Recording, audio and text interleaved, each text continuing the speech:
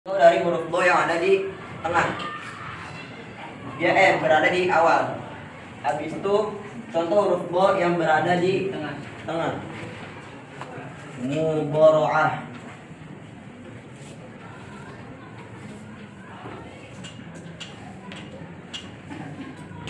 Nah, ini adalah contoh huruf bo yang berada di tengah. Habis itu yang ketiga, contoh huruf bo yang berada di akhir.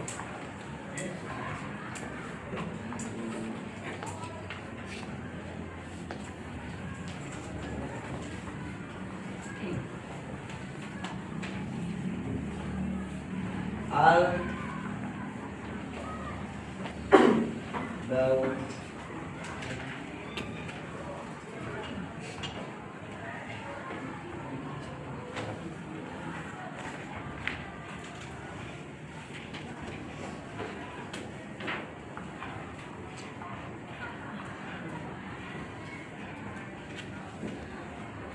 Ini adalah contoh huruf do yang berada di akhir kalimat.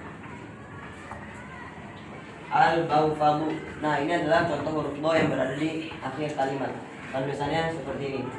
Habis itu lanjut yang keempat, huruf H. Huruf H juga sama seperti huruf mim dan do.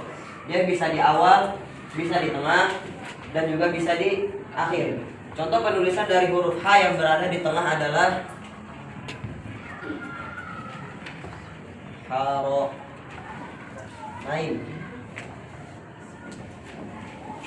Nah, ini adalah contoh huruf H di awal.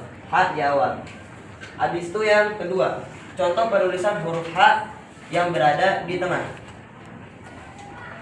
Lahmun yang berarti daging.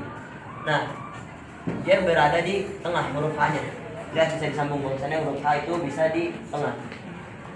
Habis itu yang terakhir, huruf H yang berada di akhir.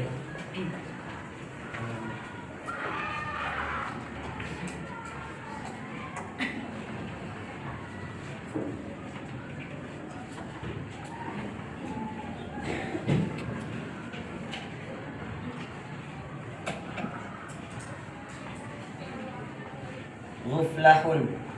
Nah, ini contoh huruf H yang berada di akhir. Ini contoh huruf H yang berada di tengah. Ini contoh huruf H yang berada di awal.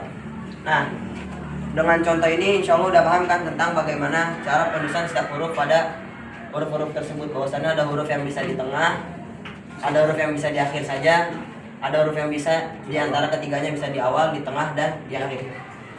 Mungkin untuk pembahasan singkat dari huruf Mawwadhuha ini cukup sedikit saja. Wassalamualaikum warahmatullahi wabarakatuh.